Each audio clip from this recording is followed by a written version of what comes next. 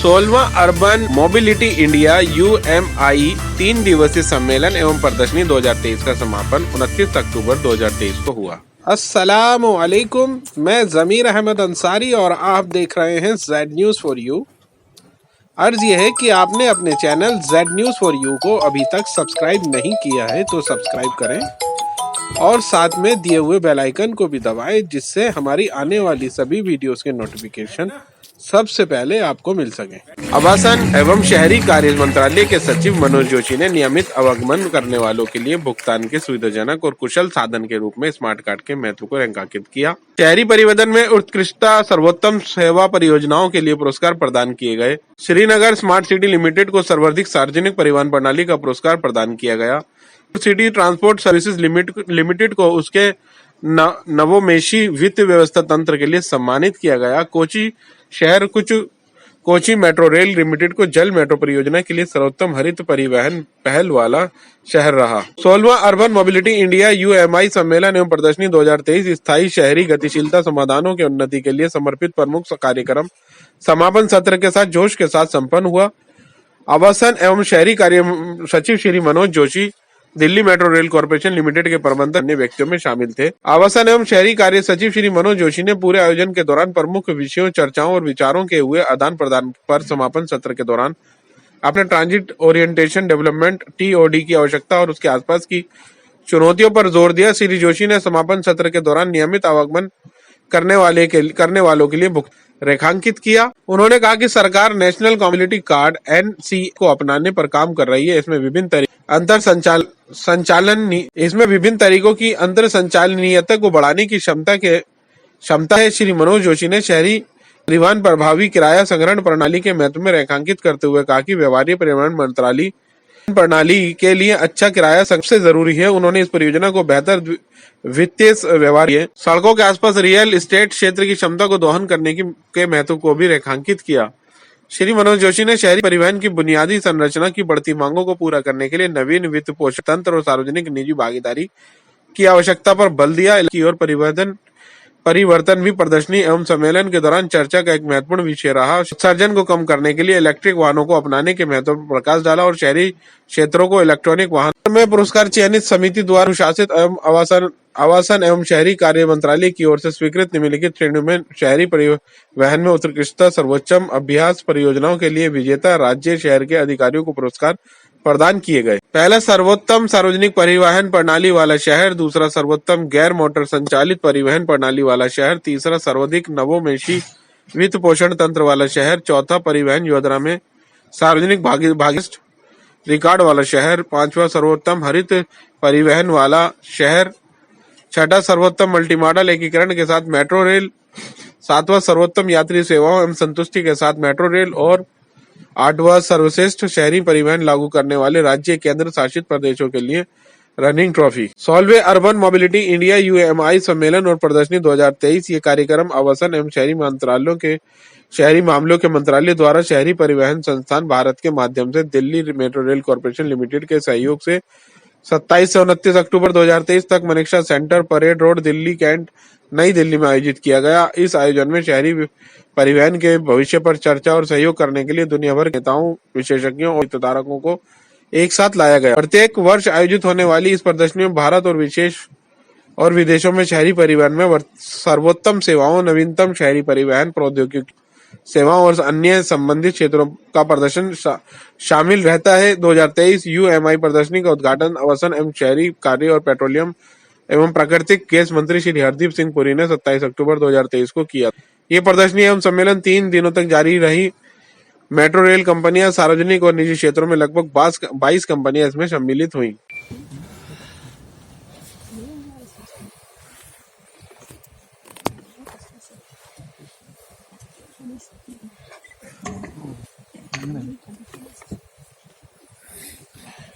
Respected Shri Manoj Joshi ji, Secretary, Ministry of Housing and Urban Affairs, Government of India. Shri Bagde ji, Additional Secretary, Ministry of Housing and Urban Affairs, Government of India, and Shri Jaideep, OSD, UT and ex officio Joint Secretary, Ministry of Housing and Urban Affairs, Government of India. ladies and gentlemen, a very good evening to all of you. It is with immense pleasure and a deep sense of accomplishment that I stand before you today to welcome you all to the valedictory session of the Urban Mobility India 2023. This moment marks the culmination of 3 days of intense discussions, exchange of ideas, and collaborative efforts towards shaping the future of urban mobility in India. This conference has served as a meeting ground for all stakeholders, academicians, startups, industries, and policymakers to come together to address the critical challenges facing our cities and to chart out a course for a more sustainable and resilient urban transport system. It would not be an exaggeration to say that Urban Mobility India Conference and Expo has emerged as one of the most vibrant platforms for interactions on urban mobility, not only in India but across the world. The 2023 edition of this mega event has come up with many new inputs on the issues we face in this sector, and the deliberations here will certainly help in shaping the strategies for the future.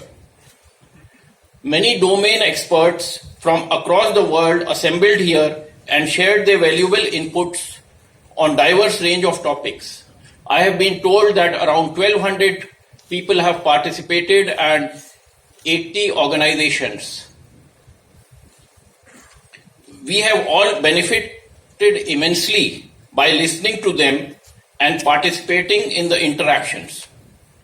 Throughout the course of this conference, we have witnessed thought-provoking presentations, engaging panel discussions, and sharing of invaluable insights. We have explored innovative solutions, fostered partnerships, and created a roadmap for a brighter, more connected, and eco-friendly future. It is also a matter of great satisfaction that a number of prestigious organizations from across the country and world have participated in the expo that was organized along with this conference. It has been a great learning experience to visit the stalls and gather knowledge about the various initiatives that are being taken in this sector. As we gather here for this valedictory session, I encourage each and every one of you to reflect on the insights gained and to take the lessons learned back to your organizations. Let's work together to implement the strategies and innovations discussed during the conference to bring about a positive change in our cities. For this valedictory session, we are fortunate to have in our midst Shri Manoj Joshi ji, Secretary Housing and Urban Affairs, Government of India, Shri Bagre ji and Shri Jaideep. We are looking forward with eagerness to the valedictory address of Shri Joshi ji and the launch of UMI 2024. He will also give away the awards of excellence and best practices in urban transport. I am sure all the organizations that have participated in the competition for awards are waiting for the results with their fingers crossed. We are also fortunate to have amongst us Mr. Bagre and Shri Jaideep, whose contribution in this field has been commendable and immense. They have been a continuous source of guidance for the entire team over here. I take this opportunity to welcome these dignitaries. And once again, I welcome all of you to this valedictory session, and I earnestly wish that all of our cities have a very excellent, integrated and resilient urban transport system. Thank you so much. Jai Hind. Thank you very much, sir, for your encouraging words. May I now request Shri Manoj Joshi, Secretary, Ministry of Housing and Urban Affairs, Government of India, to address the gathering.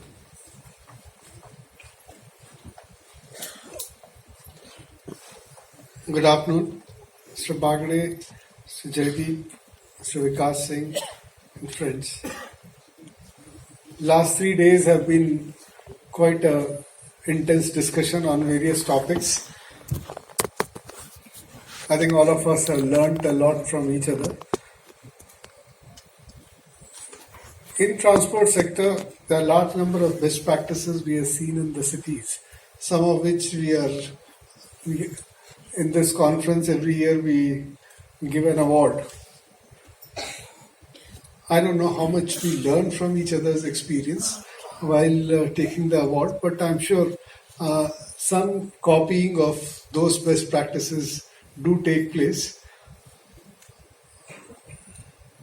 Like what Kerala and now Kochi and now Srinagar have done on water transport.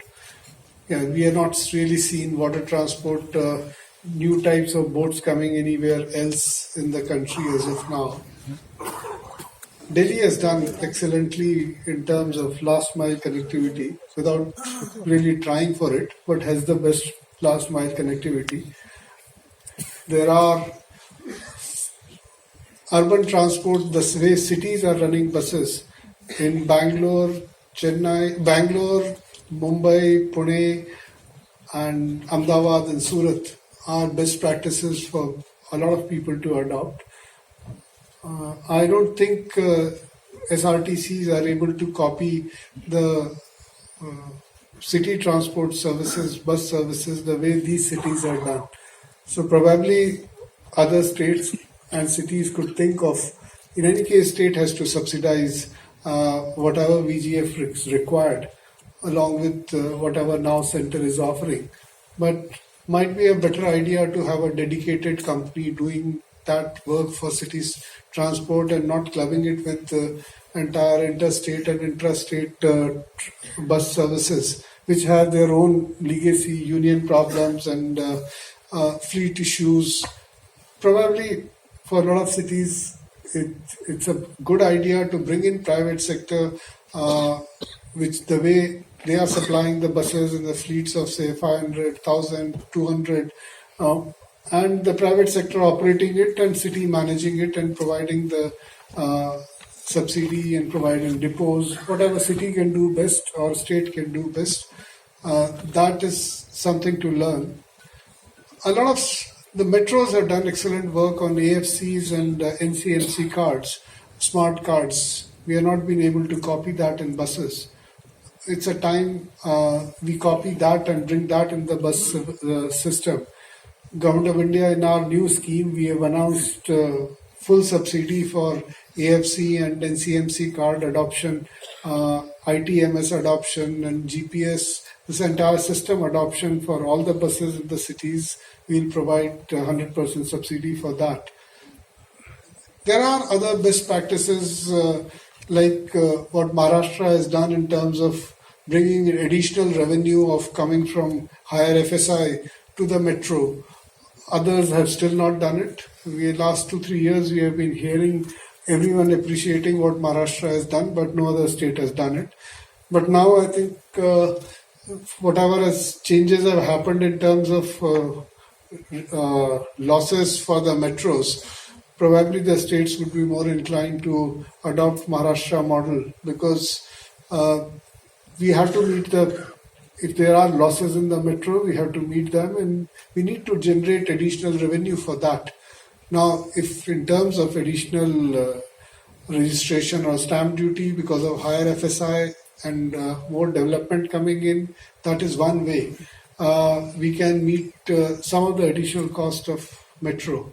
But last many years we have been running metro, but we are not really, other than this example of Maharashtra, we have neither been able to develop a real estate model nor a taxation model where the area which is benefiting out of metro services could generate some additional revenue for government which could part fund the metro systems. We have been talking about it. We have hired all types of consultants who have given all types of reports on what we call value capture financing. So my friend Jyoti Lal is sitting here. So when I was finance secretary in Kerala, he used to come up with these beautiful consultant-driven reports. One was on unified this UNTA, and other one used to be on value capture financing. Those beautiful reports, we have to translate them into actually capturing that value. We've not been able to do. I think we need to, if we want our metros to be financed properly, we need to find appropriate model. So the way highway sector in India has not been able to find appropriate model for funding the highways. They have been funding them only through toll, not through a real estate capture around the development of greenfield highways. Similarly, we need to develop that model for metros if we want metros to be financed and also highways to be financed. The real estate, the largest value capture in our country happens in real estate, not in a rental value, not in anything else. It's a real estate which captures the value. And most of the 90% of the wealth of citizens in India is held in terms of real estate. We had recently a study on in which 95% of the real value in rural areas and urban areas, asset value of citizens is in real estate. So that is the only way probably to capture the value of benefits which is coming in terms of benefits of metros. Another area which we have been talking a lot, and in our ministry we have been pushing for what we call as a transit-oriented development, or so we were asking questions in the ministry and from every academicians, and what is a TOD? What do we mean by TOD? Is it an elephant whose everyone is touching and meaning differently in terms of TOD, or do we have clarity as to what is TOD? And we do realize that the people don't really have a clarity. Certainly, urban planners do not have clarity. We invited proposals. So this year we are giving 15,000 crore rupees as a virtually a 50-year interest-free loan to the states for urban planning reforms. So one of the criteria in that is TOD, what changes states do in TOD. And the type of proposals we have received from about 10-15 states which are made by urban planners, the TCPOs have made those proposals. We did realize that we really don't know what we mean by TOD. So a lot of places they have said TOD, they will make a footpath around the road, they will allow pedestrian movement, they will make pedestrian friendly this thing, that thing. They would allow higher FSI on the roads, but there is no bus service on that road. So a large number of our cities don't have city bus services. So what do we mean by TOD when we don't have we have only public transit, we don't have private transit, we don't have public transit. So first thing what we mean is there has to be a public transport when we talk about TOD, be it metro, be it a good bus service, a good 6-lane road, but without a public bus service probably doesn't qualify for TOD. I don't know, Mohali was an example we are discussing. They have very good roads, but no substantive bus service. So the first requirement is there has to be a MRTS or a good bus service. Then second point we are discussing is there should be we want densification along that road or along that corridor of metro. A lot of urban planners don't like it. They believe that if we allow densification along these transit corridors, if you instead of 2 FSI, you'll allow 4 FSI, more buildings will come up.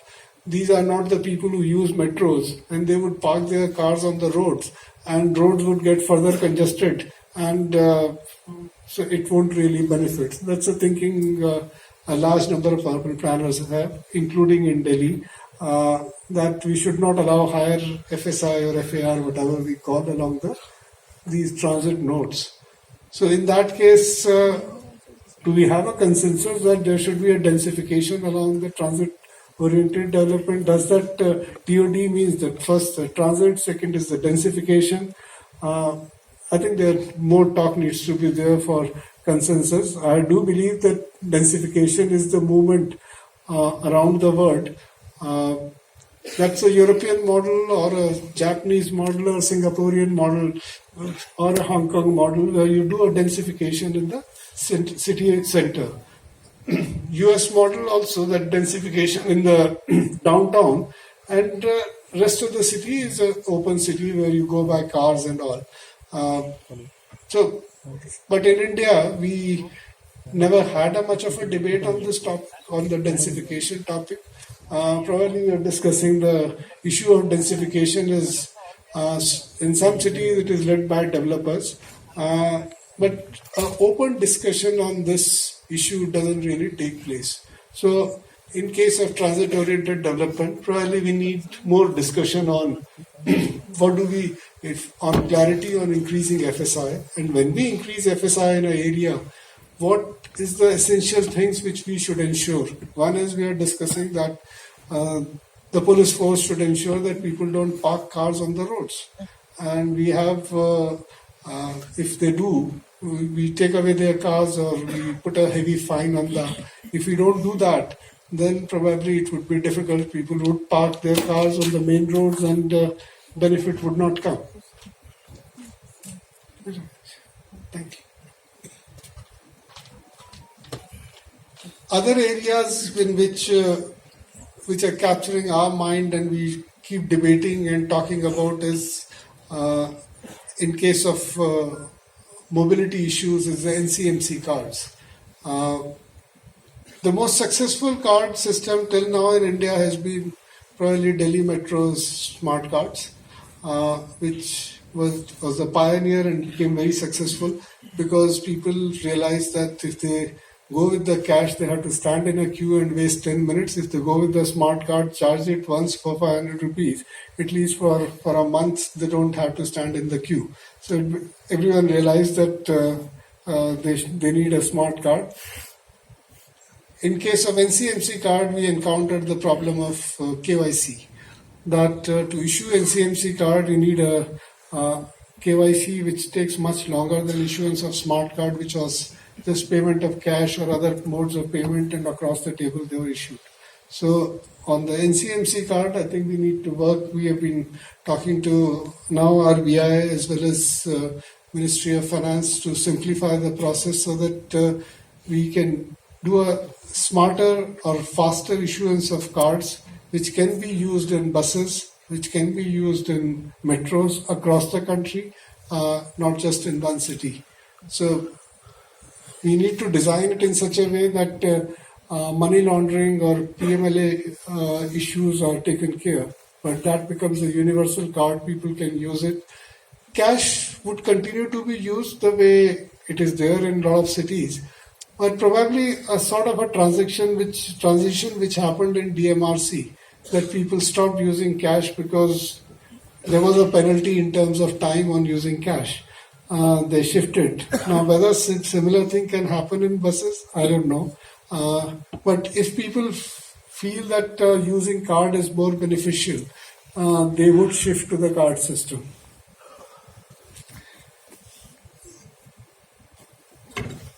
Make in India has been our endeavor for last few years, and we're very happy that there is a large transition happened in terms of metros in Make in India. There are very few areas where we are dependent on foreign suppliers, and rest of the foreign suppliers have set up their shops in India because, as we have seen, that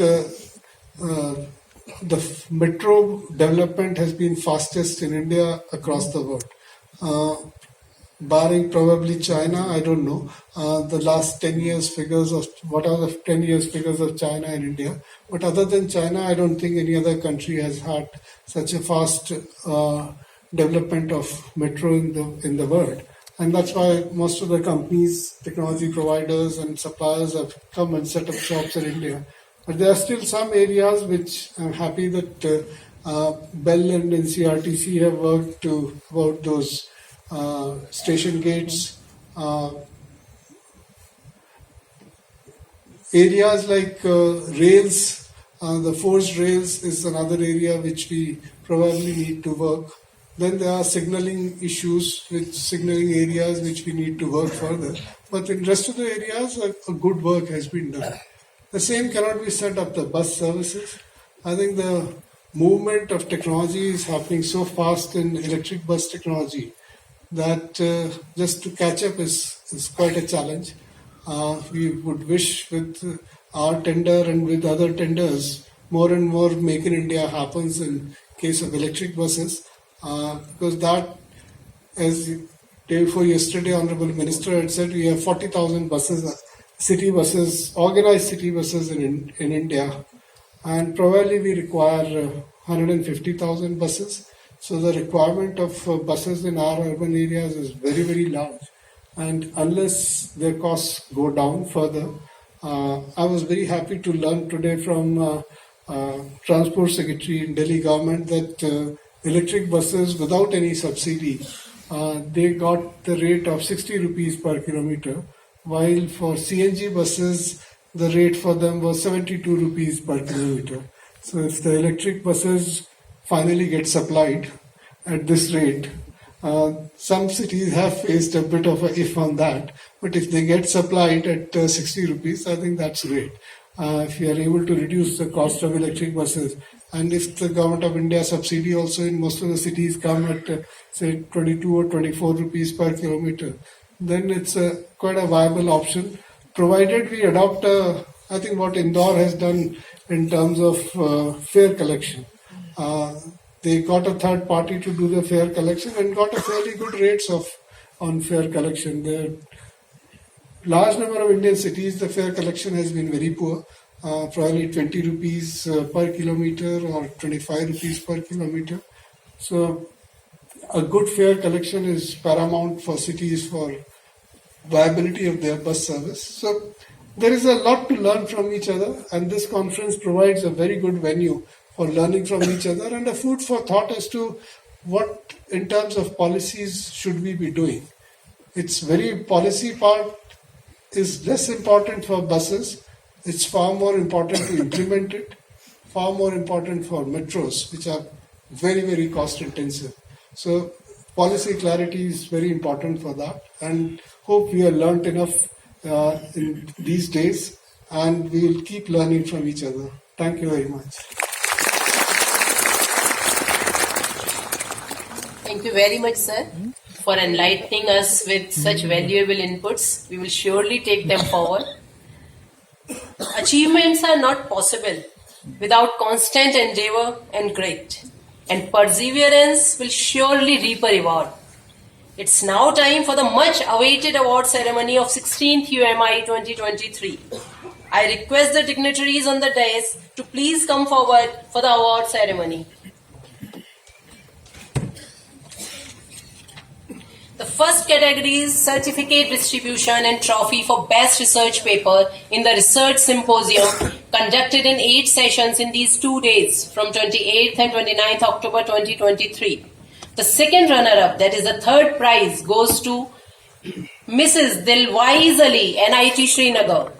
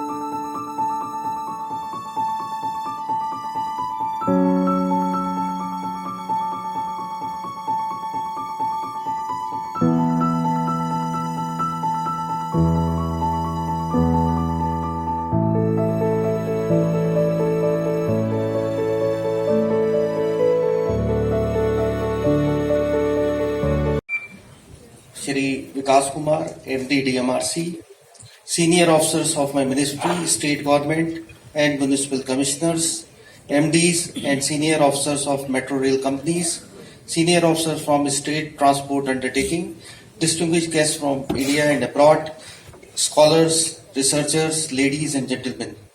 The UMI conference has been a major platform for networking, exchange of idea and experience between policymakers, city managers, researchers, engineers, entrepreneurs, manufacturers, focusing attention on critical challenge and key opportunity in urban transport sector in India, and to disseminate best practices from India in the world.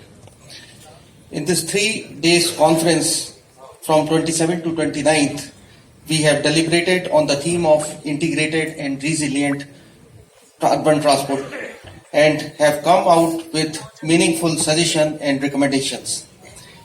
We would like to express our sincere thanks to Honorable Minister of Housing and Urban Affairs, Government of India, Shri Hardeep Singh Puri ji, for inaugurating the exhibition, conference and sharing his valuable thoughts on the subject. We are also thankful to Shri P.S. Kharola, CMD ITPO, for his keynote address in the inaugural session. We are thankful to Shri Manoj Joshi, Secretary Mahua, for his continuous guidance and directions in organizing this conference. I take this opportunity to thank Dr. Suren Kumar Bhagde, Additional Secretary, Ministry of Housing and Urban Affairs, Chairperson, and all the members of Award Selection Committee for recommending the award winners for excellence in 8 selected categories of urban transport.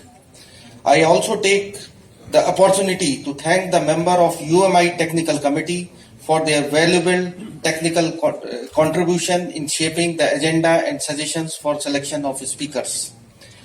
We are thankful to GIZ, ADB, the World Bank, WRI India, CW, TERI, and ICCT India for their collaboration and active participation as knowledge partners in the conference. I am thankful to all the chairpersons and speakers of plenary session, conclave and technical sessions for sharing their expertise and guiding the deliberations for meaningful conclusion and way forward in the respective sessions. I am thankful to Dr. Manoj M., Associate Professor, IIT Delhi, and his team for organizing the research symposium in a methodical and efficient manner. Our special thanks are due to Shri Vikas Kumar, Managing Director, DMRC, and his team for their support and cooperation in organizing this mega event successfully. Our special thanks to various states and city authorities for sending the entries for awards. I take this opportunity to congratulate all the winners. Our special thanks to the Managing Director of metro rail companies and their respective teams for sparing their valuable time in attending and contributing to the session deliberations. Our thanks are due to all the media partners, sponsors, exhibitors for taking active part in the conference and contributing to its success. Our sincere thanks are due to all the officers of the state and cities for their support and participation. I am thankful to all those who have involved directly or indirectly for organizing the event. I am thankful to my colleague in my ministry for their valuable support. Last but not the least, I thank entire IUT team for their undeterred effort, timely response and their punctual diligence to organize this mega event.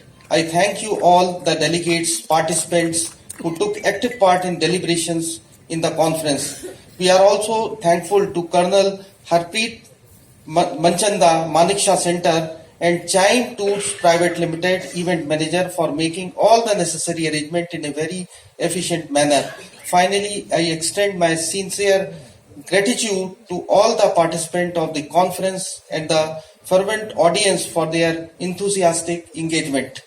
I look forward to the urban transport community to assemble again in large number next year from 25th October 2024 to 27th October 2024 at Gandhinagar, Gujarat. Jai Hind.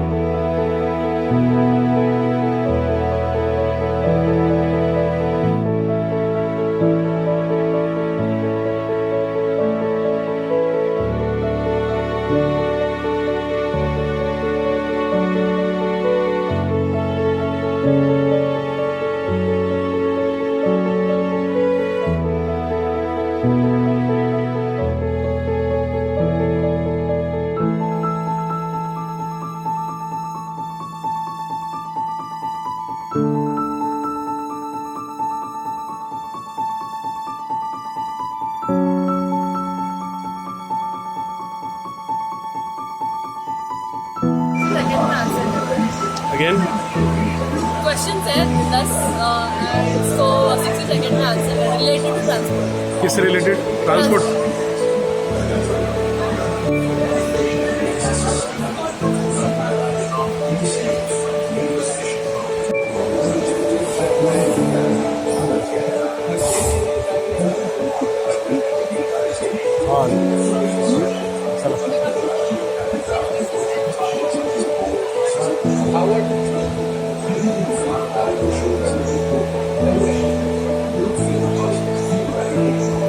पैसा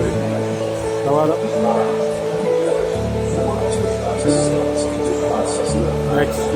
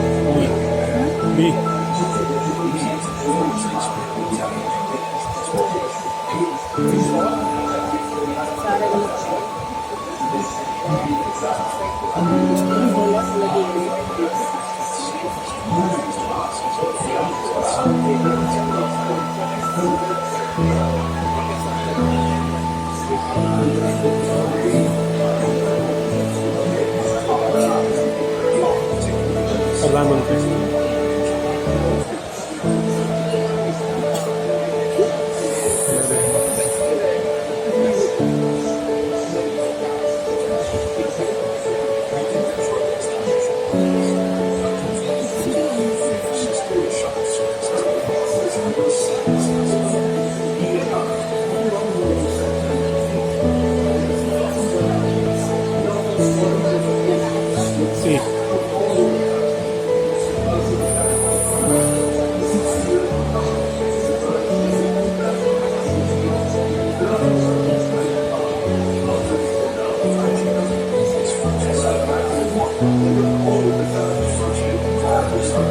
धन्यवाद।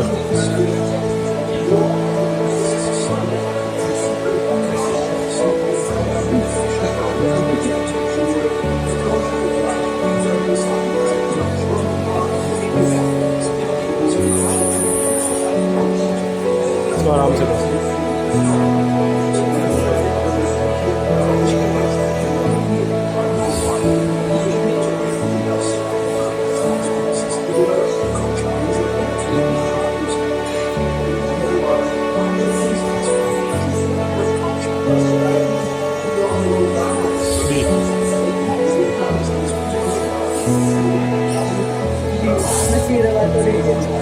आप आपके answer देख सकते हो।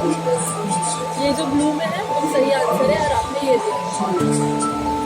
ये मेरा answer सारे गलत।